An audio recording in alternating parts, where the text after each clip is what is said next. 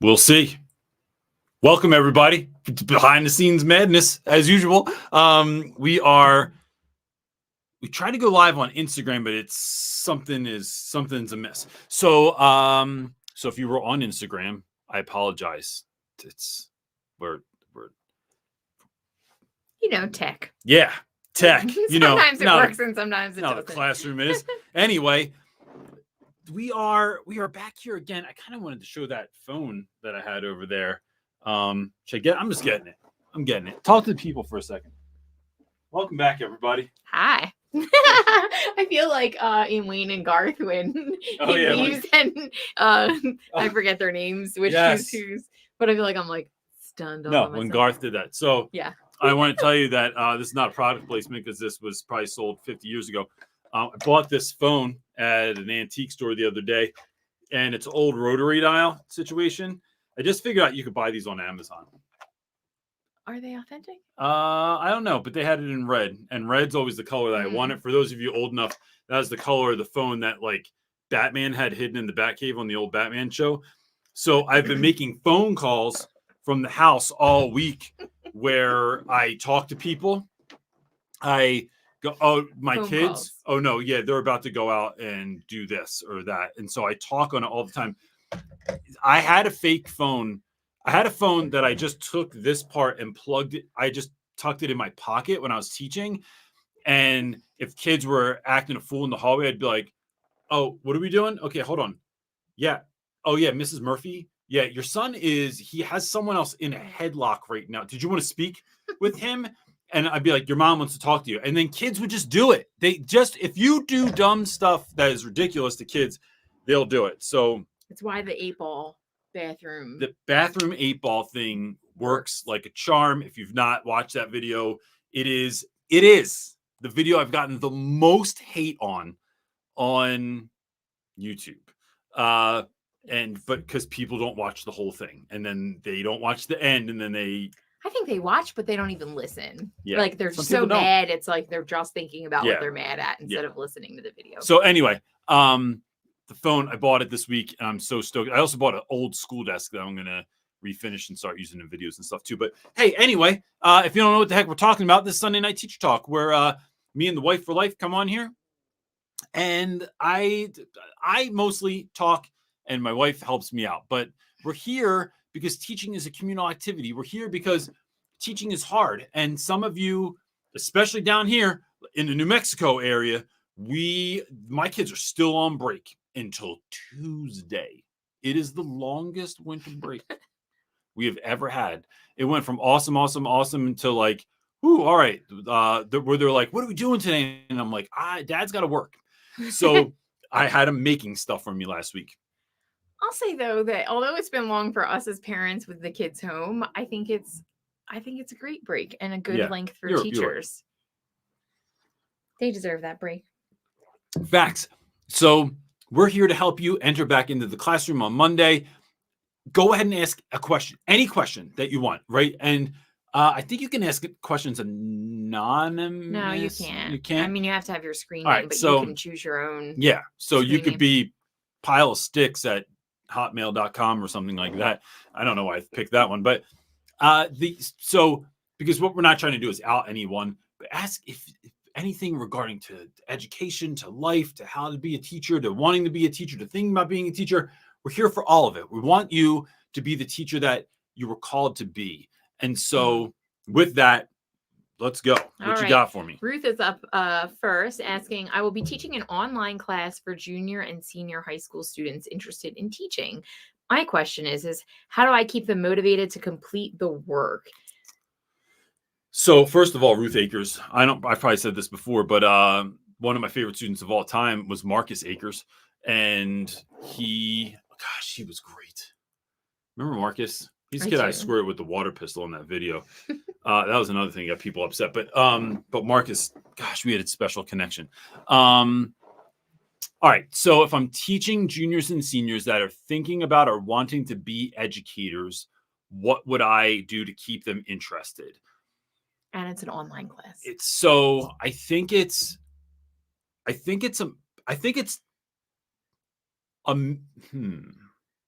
It's a mixture of what I do in the class regularly.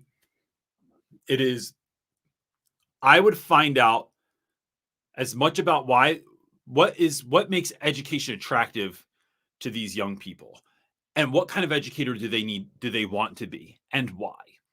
Some of your students undoubtedly have had teachers that inspired them, that they were like, man, I want to be like whoever I had before. And that makes me want to be an educator. Others of your students never had a good teacher. And that might be why. I mean, that's why I got into education. I never wanted to be a teacher. I didn't even like high school. I hated high school. I went to high school because of my friends. I wonder if I would have even showed up if I had to go to school virtually. But but that's because I never had a teacher that took the time, energy, or effort to really try to get to know who I was. I was a number 2 kid. I flew under the radar. I was very polite. And so that's a whole nother story. But my point here is getting to know who these students are and why they want to do what they want to do is going to allow you to start creating lessons that speak to some of that. So you're still going to teach the same stuff, but your point of entry is going to be, I notice some of you, this is very important. So this is why we're talking about this today, because you need that connection point so that it's not just something they have to know. So I had a ton of class, going to school. I went to school for education, which sounds very silly to say, but I was one of there were 10% of the teachers that ever taught with me in West Philly went to school for education. Most of them were alternate route or Teach for America or something like that. So that's why I make that distinction. I had some teachers that were, here's how you're going to cover your butt. That was the whole class. Here's the standards. Here's the lesson plans. Here's the law. Here's all the things that are going to help you cover your butt.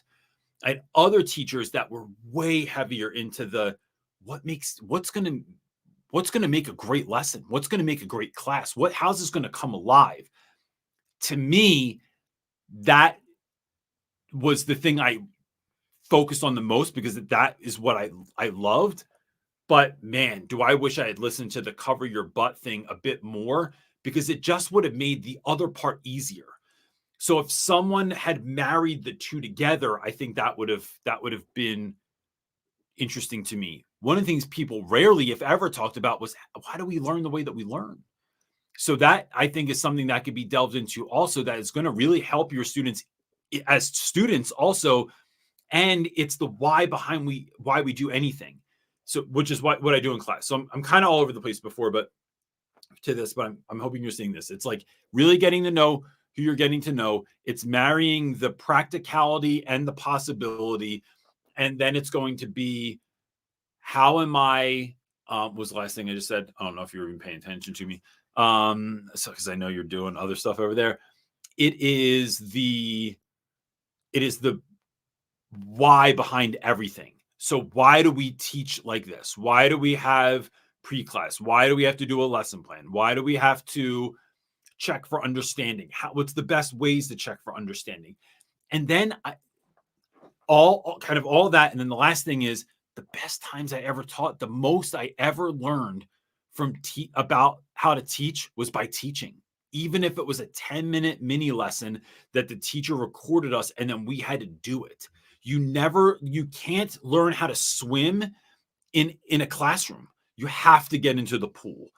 And so even if you swim a lap, and we've been studying in the classroom how to swim freestyle, swim freestyle, just so because that made sense.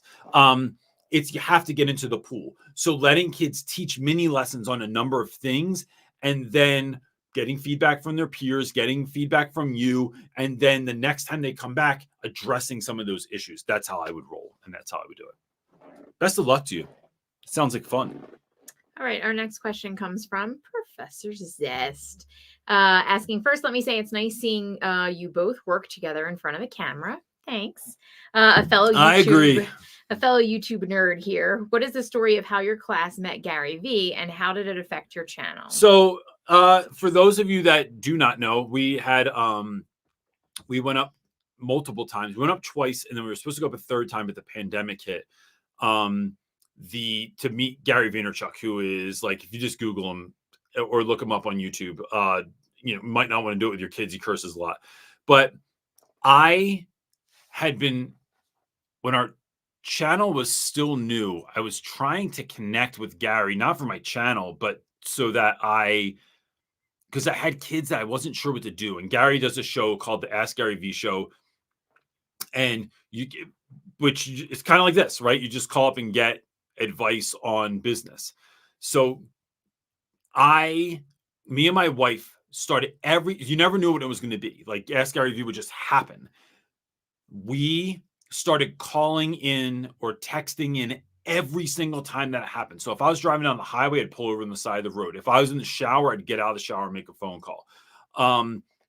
Because you had to text your question in and with your phone number, like you had to do a comment or something like that. And then so I would do that part, like, and then he would be calling the studio or something of that nature. We kind of tag teamed it. So one day I'm making lunch for my kids and I get a phone call and it's them. So I get on this call and we have a whole video about this, so you can check the whole thing out. But the short of it is Gary invited us up to New York for the day. So I take about 9 kids that I'm not sure what's going to happen with them. And I take them on this trip. It was one of those trips where like people just looked at me like, you're taking them. And so we go up there and had an incredible effect on their lives. There's a whole video, like I said, on our YouTube channel about it and on Gary's website too. So, I think we thought it would have a bigger impact on the YouTube channel, but it didn't.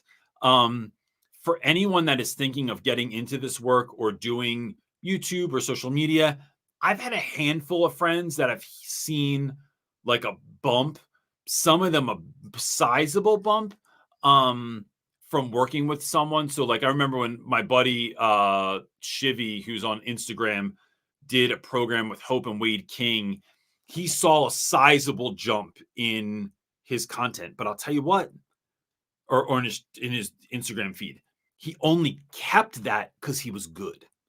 And so and he also aligned himself with educators that had an education platform. We went into our education platform into an entrepreneurial space, and that doesn't transfer over. We saw a shift, but I think if you want to grow in any social media platform, it's showing up and doing the work consistently over time, and it's the slow grow. People that I know that have gotten the fast grow, it's because something sometimes they're horrific things, like 5'1" teacher's channel really grew after there was a shooting at her school, right? Which is like not something someone wants, or other people, it was luck. And they'll even tell you, like, I showed up on the trending page on YouTube one day. It was complete luck. And my channel kind of rose from there. So yeah, it's those sorts of things. That was a great trip, though. Life-changing. Absolutely life-changing for my students. I don't think there's any one specific thing. We've had multiple shout-outs from people who are larger than us to famous people to all kinds of things. There's like, and some of that can work, but I think it's luck and magic and right time, right place. But most of it, growth for YouTube, just comes from consistency and a hard work. No, I mean, my buddy Kevin was on the Kelly Clarkson show. We have friends that have been on the Ellen show. We have friends that are friends with Kelly Clarkson, and tons of famous people. It's like, I don't know. Not everyone has like the Oprah Joe Rogan effect where you just say someone's name and then it happens. Yeah. I think it's the putting in the work and creating the space so that when the people show up, they find it. Yep. Okay, John Fox is up next asking, might be switching into a position where I do one-on-one or small group reading intervention for at-risk students, advice or things to think about to best prepare for this transition and new role. So that's a great question, John. I would suggest one, trying stuff. I think I have a buddy that I used to co-teach with, and he does one-on-one education now for kids with like moderate to severe social emotional needs, and like kids that some of his students will like stay under a desk all day, or they keep their hood up and it's so tight that it's like you can only see this much of their face, because they're dealing with other things. And when he and I talk about this, he's like, you have to really get to know the kid and what's going to help them, and redefining what success means sometimes. So what does success mean for that student? The other thing I would heavily dive into, John, is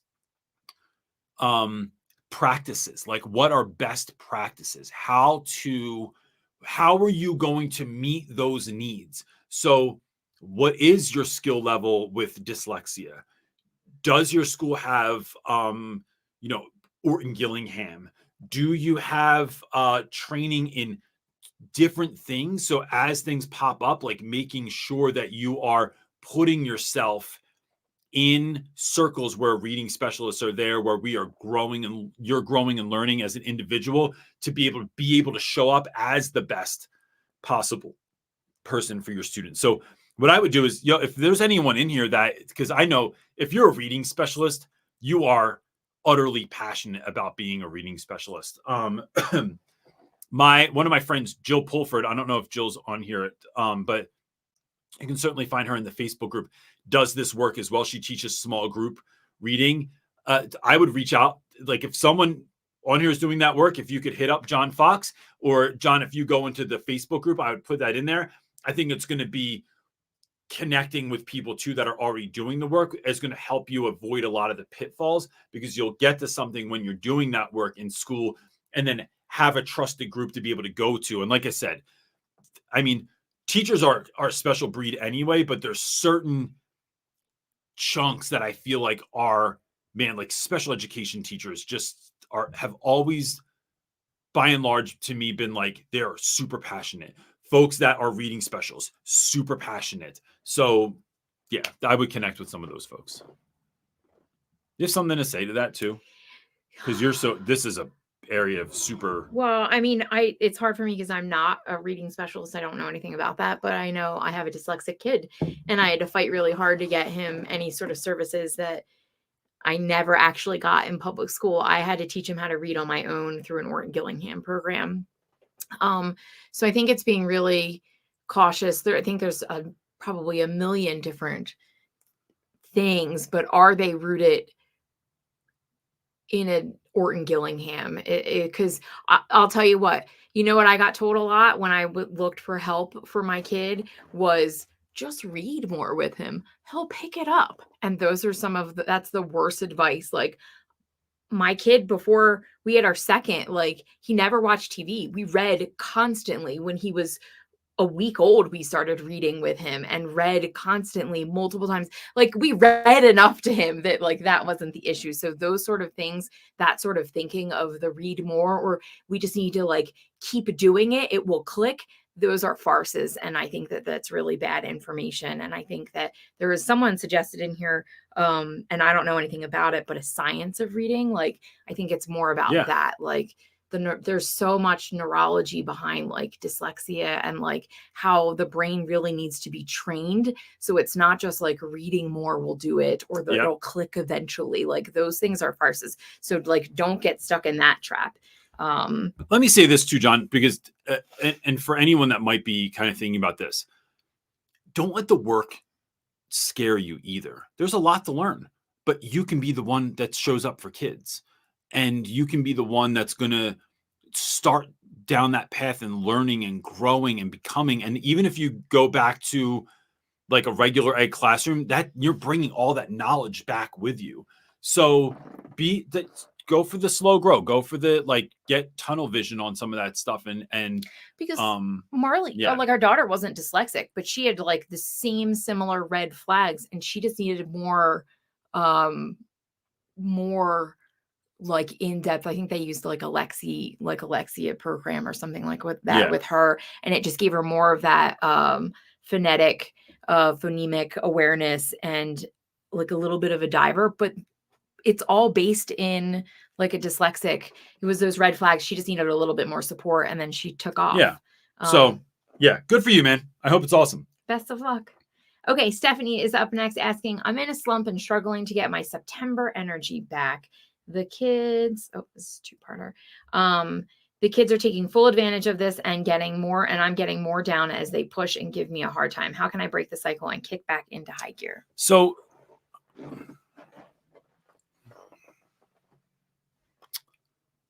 how do we get back into high gear? I have an answer for this. I'm trying to pare it down. Sometimes I'm quiet when when I'm not sure what to say, and sometimes there's too much to say.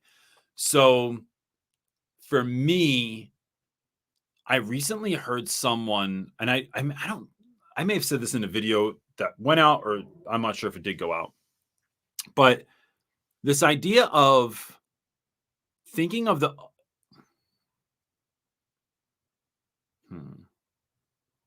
how do I want to put this? All right, we're just going to jump into it, and what sticks, and what's coming through me is coming through me. So here we go. I have begun to think of the work that I'm doing now. I've often thought of the work when I was in the classroom as kind of going to battle every day, and battle wears you down. It makes you tired. It makes you worn out mentally, physically, spiritually.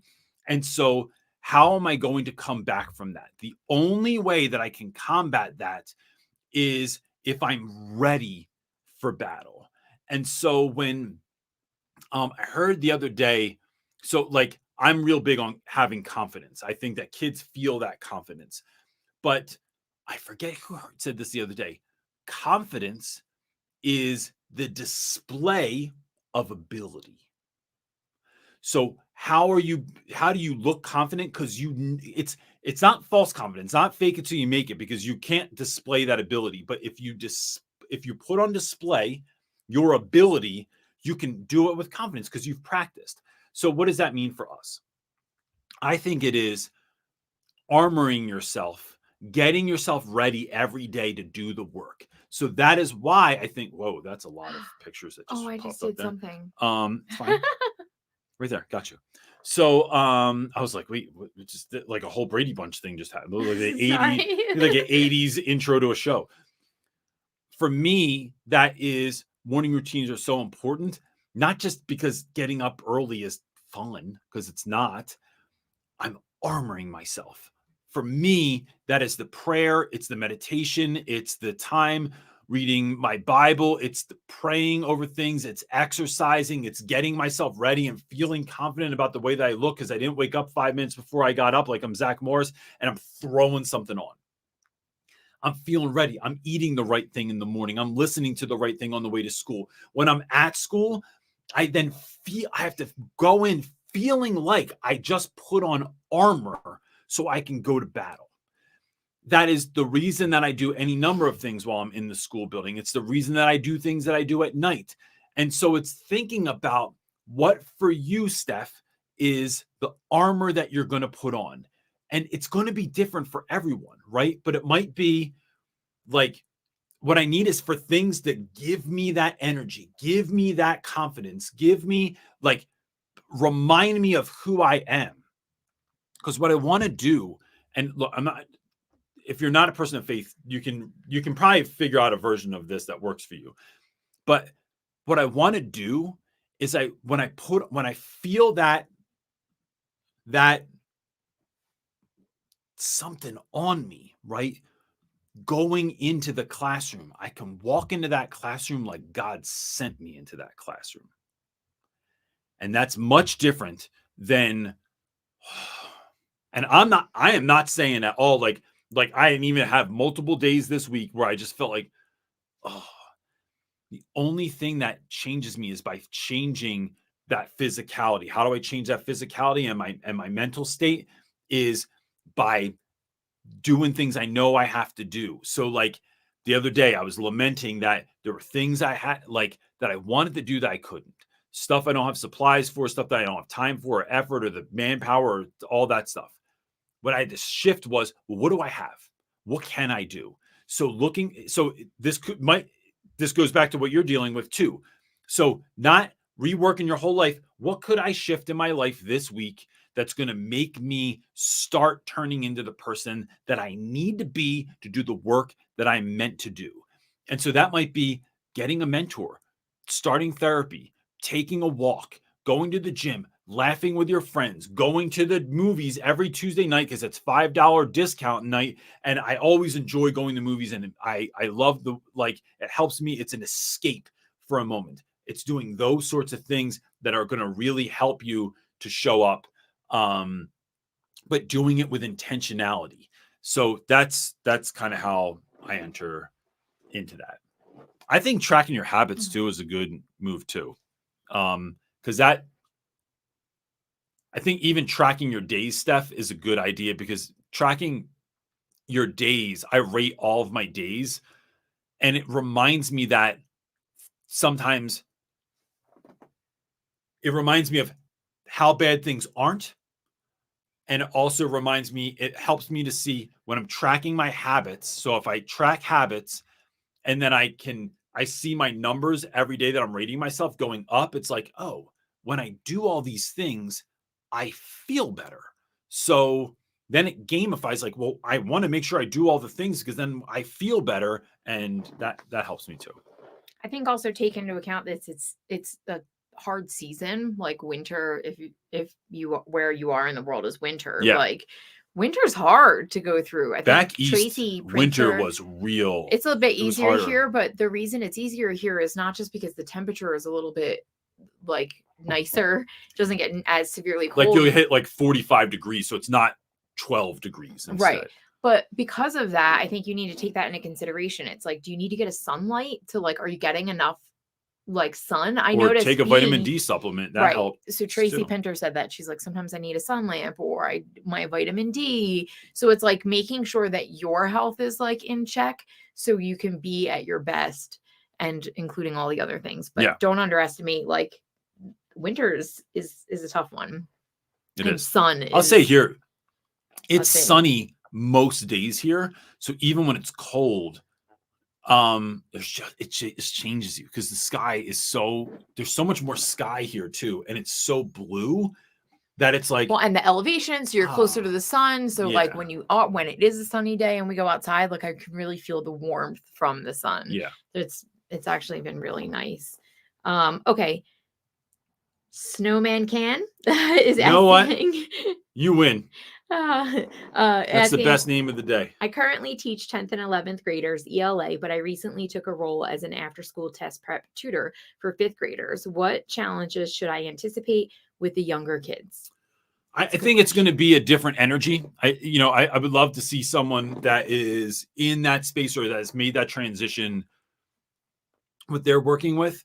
I think in my work of working with younger kids. So I used to run a program where I would teach high school students how to teach reading. And then we partnered, and those kids would go and tutor 5th and 6th graders and read with them and help them to get better with their reading. And it was a whole thing. So I think I forgot all about that. That was wonderful. I think part of that is for us was making chunks smaller. So knowing that no kid in 5th grade is going to sit there and listen to 30 minutes of something. It's gamifying a lot of stuff. It's being ready for the energy is going to be different, right? So we're talking about a lot louder, more positive energy, potentially a lot more feelings that come to the surface out of nowhere. But knowing that I'm not just chilling with some kids and talking to them. Like if I'm teaching 11th grade, I'm like, yo, let me break it down for you like this. And this is why it's important for your life and how we're going to connect it to things that are actually really important. 5th grade's so far away from, especially in their minds, from being an adult and having this actually be important, that it's like, bro, you're talking about 1 million years from now. Like I've only been alive for 12. And so I think it's also, I think it's some of that. This is one of those moments also where I would find folks that are already doing the exact work you're doing and then looking for best practices. So, I mean, no different than what you're trying to do here, right? You're asking this question, but it's aligning yourself with the people that are already doing that work, not recreating the wheel, putting your own spin on it so that it's authentically, the snowman can way. But that's kind of where I would go with that. I think remember to have grace for them, because that is where hormones are happening and like drama is happening, and it's their first like fifth grade is about 12, right? It's 11, 10 turning 11. So you might be just missing that. So, but you're going to have no both. way. 10 and 11 was horrific. Like 10 and 11, not for like remembering, but as on a parent side, like 10 and 11 was really difficult. Like they're starting into hormones. They're getting confused. They're like agitated. They just seemed agitated. There's a lot of attitude that comes with 10 and 11. So I think there's a lot of grace and trying to discern like the attitude. Is it for real? Is it the stuff that's happening inside of them? Like, I will respectfully disagree on this in this way, because I think it's also kids that I'm not a teacher. I'm just go through like my parenting. And I'm thinking back to being 10 and 11. It's a long time ago. I know, but I remember that grade very well. Yeah, I remember hating it. I remember it being a real mix of trying to feel grown, but still being a kid. So I think you're going to have a mix of kids in there too that are like, maybe some kids have to grow up faster, but there's other kids in there that are still pure kid. So it's finding that balance. Well, I think they're still just growing, and everybody grows at a different rate. So yeah, I think that's why what I meant when I said like it's their first time kind of like being treated more like adult, like they have higher responsibilities, expectations, and everybody manages that along with hormones, because that's a real thing. Like everybody manages that so differently. Yeah. So it's like trying to figure that all out and having grace that they're going through all of that. But I think it's also very clear boundaries, because they can take advantage of you. If it's after school, it's, I think, making it as fun as possible, because you're dealing with kids after school. Yes. And depending on what kind of school you're coming from, like I remember when I taught in Camden, New Jersey, school didn't end till 4. Then they had mandatory test prep after school. Remember this? It went till 5 or 6 at night. So the kids had 2 45-minute classes at night.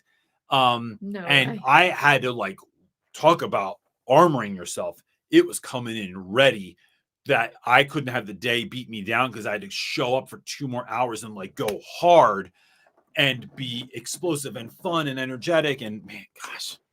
I just want to say that John Lopez agrees with me. So we're just going to call it, I win. Facts. If Pope Lopez says it, it's over. Okay, he's up next with our next question. And we kind of answered this one already, but we could talk about it again, I guess. How are you enjoying winter now that we're in New Mexico? So, I mean, I love it. I love that there's more sunshine. Like that I noticed has really affected me, and I've never used a sun lamp, and I probably should have. The cold's different here, John, and I think it's the lack of moisture.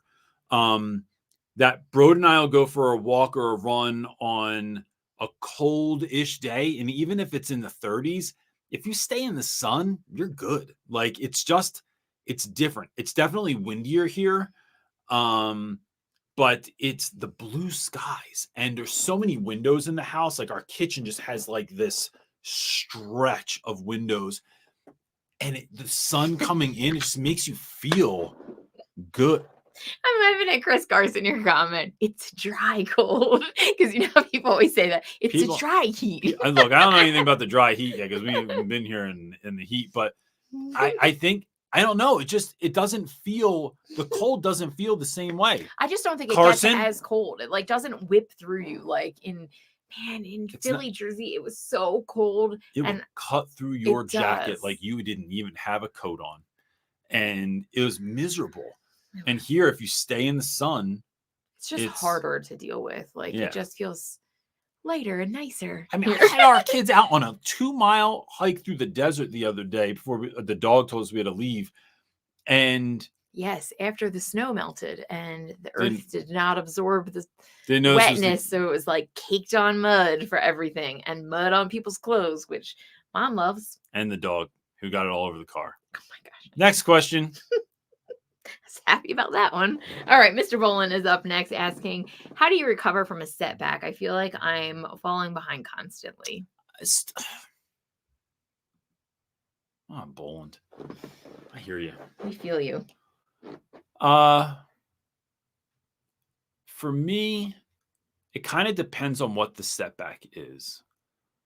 So life, school, relationally, it's, I think for me, I don't know, I say that a lot, but whatever. Well, everybody's different. You can only speak from you. I think that's fair. I can speak for you sometimes too. No, you can't. But I think it's addressing things as quickly as possible. Whenever I let something go, it just lives in your brain, right? It like lives there, like people say, like rent free. I had a very difficult conversation last night with someone that I didn't want to have. I had been dreading it, thought about not even having it, thought about lying about it, and just moving on with my life. I had it, and I immediately felt that lift from my shoulders. I just felt so good. Like, man, that was a big thing I had to have a conversation about that just felt so much lighter. Now, sometimes I have those conversations. I have to have another one coming up that I don't want to have. And I don't suspect that that's going to make me feel all light and free like last night's did. But at least it's done, right? Sometimes you pull off the Band-Aid quick, and let's see if you can go with this metaphor. And it stops hurting immediately. And then other times I feel like you pull off the Band-Aid and it's like, oh, that wasn't maybe ready to come off, and shoot, that hurt. It's that kind of a thing. So to me, it's, I gotta get out of my head. So I would suggest this: talking to someone you trust, figuring out a game plan for how to deal with what you have to deal with, and then doing it, even if it's hard. Because what you're doing here is choosing your hard. Is the move you have to make something that you just got to get it done, and then get yourself ready. Like I literally, sometimes I have to, like, I'm morning and I don't feel like it. The other morning I was feeling down and it was inexplicable. Even when I'm sitting here doing gratefulness practice, I'm like, I literally don't have anything to feel this way for. It's just happening. I'm not going to go into all the why of that, but it's like, I just thought, no, I have work to get done. I'm just getting started. And I made me get up. Sometimes it's like, I'm going to get a shower. I'm going to put on something that I like, that I look like. I'm going to fix my hair. I'm going to eat a good breakfast. I'm going to go out and love my kids. It was like, no, I need to just get rolling, right? Because it's the sitting here sometimes and thinking about it.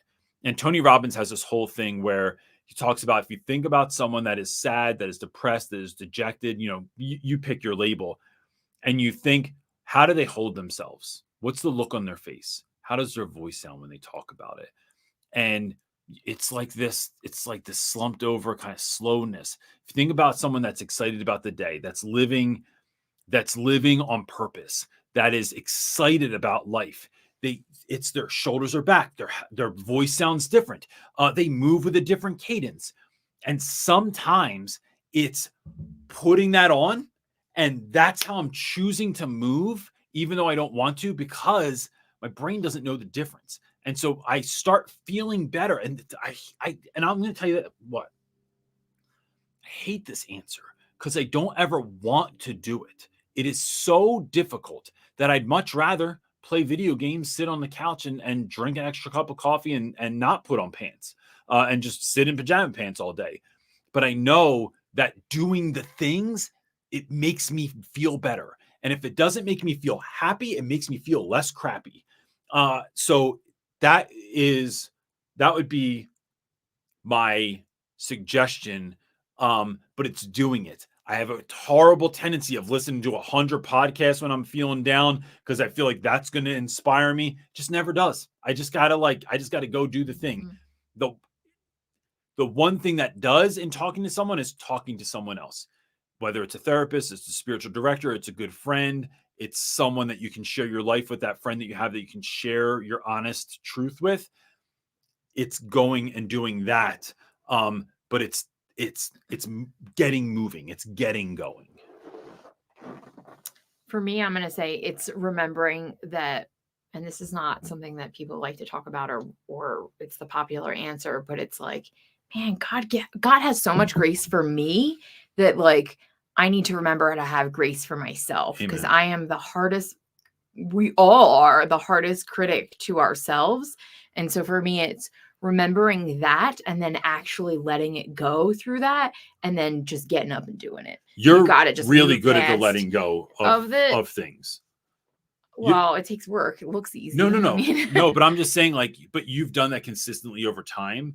And that's something I admire. I do not do that well. No, that's why the moving forward is like it's like that voice is in my ear and you can soothe it. I have to kind of punch it in the face and get moving because otherwise it's not as fast as I am. But it only comes for me with like God, remembering that God does that for me constantly and that I have to do that for myself. And then the other thing I was going to say is I love the thing that you said last week about like that activity that the person had really bad negative self-talk. And it's like, whatever your situation, or you feel like you're feeling like you're just constantly falling behind. It's like, man, you're just not perfect and none of us are perfect. And it's like, so make sure you're like being kind to your self-talk in your head. And part of that's with that letting go. I'll tell you what, and I know we have a tendency to go on some questions, but someone's shaking their head yes right now. Real quick, I was talking to Darius one time and Darius talked about he has a vision of what his ideal week looks like. And he said, but your ideal week will never be ideal. It is always, you're never going to hit all the markers. There's just not enough time. So what he does at the end of the week, he does it on Thursdays. He rates his 7 core values. So if it's God, himself, his wife, his kids, his friends, whatever it is, it's 1 to 10, how do I feel about my relationship with God and the attention I put to that this week, right? My attention I put into myself, my attention I put into my wife. And he said, and I'll notice like, oh, friends, that number's a little lower. Next week, what can I do to bring that number up? Oh, my time with my kids is a little lower this week. What can I do next week to bring that back up? So you're constantly, it's like you're spinning plates and you can't spin all the plates at the same time. But which ones are starting to teeter that you got to move over there and give that one a little bit of love. So that's how you're constantly trying to keep some semblance of balance, but knowing that all plates will not be spinning at the same speed all the time. Yes.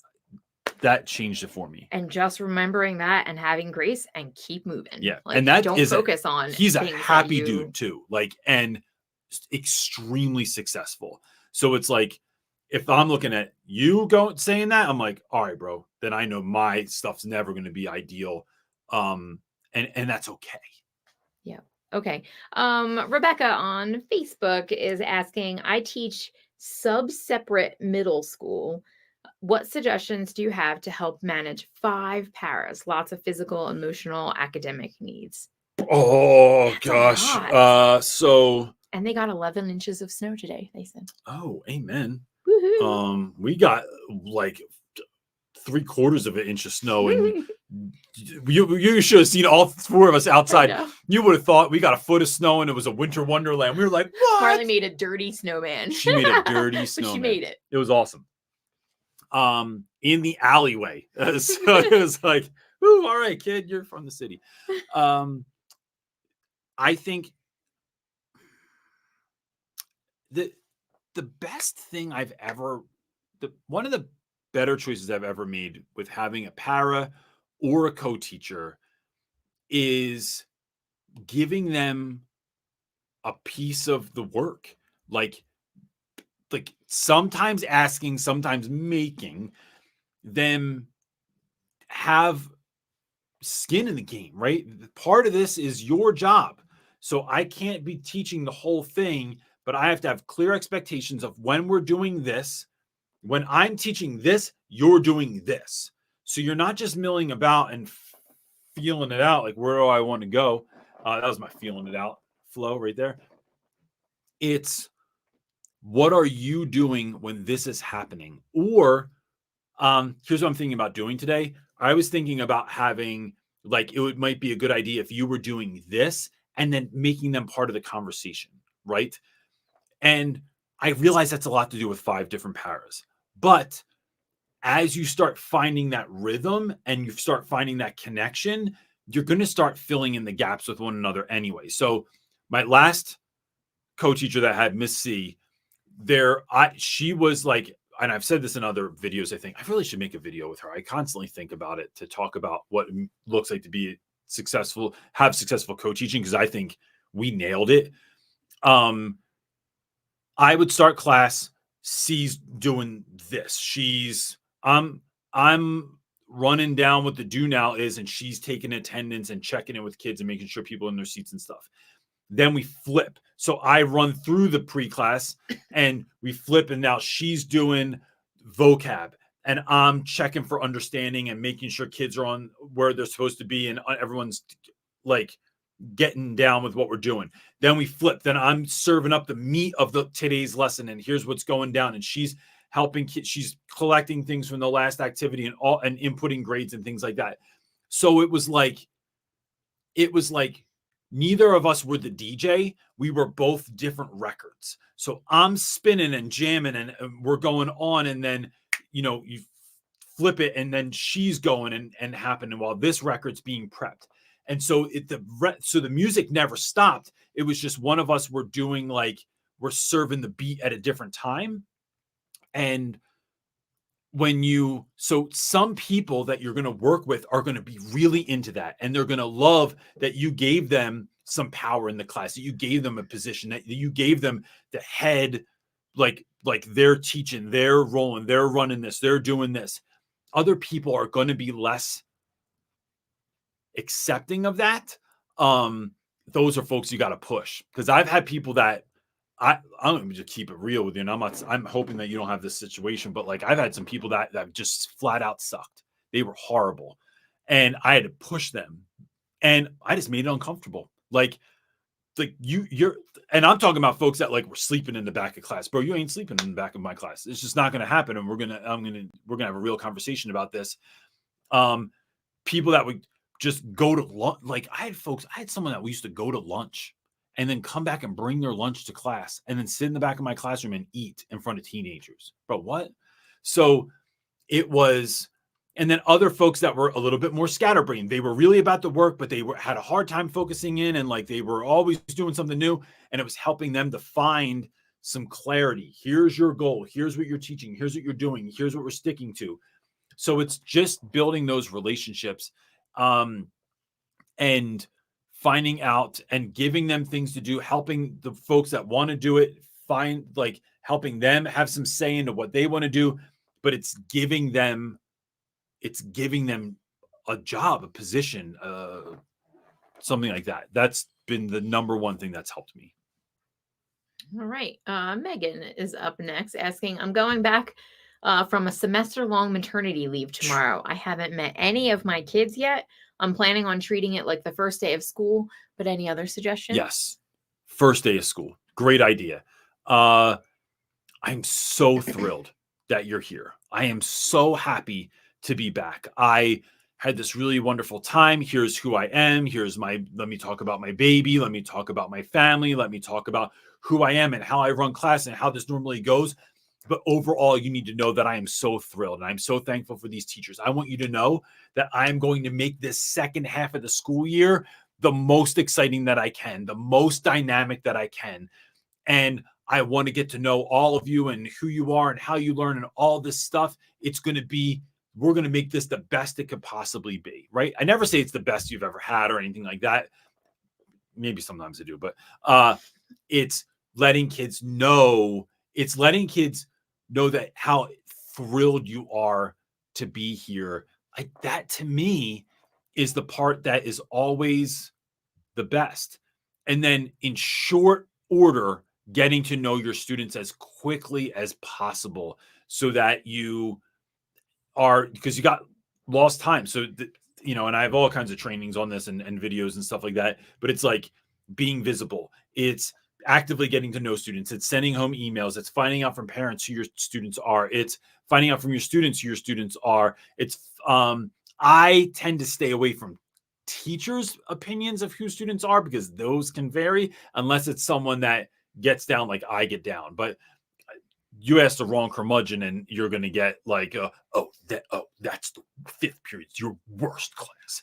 And then I go in the fifth period. I'm like, oh, this is actually like, I get down. I love the kids that are like the biggest challenge because I don't know. I just do more with them. Like I'm willing to try more stuff. So yeah, I think leading with excitement, leading with love, and then getting to know those kids as much as possible and realizing you don't have this much time. You only have this much time. So how can we make this as dynamic and as fun as possible? And remembering that doing that doesn't mean doing more. I have a video coming out this Thursday on how to not do more, how to do it different.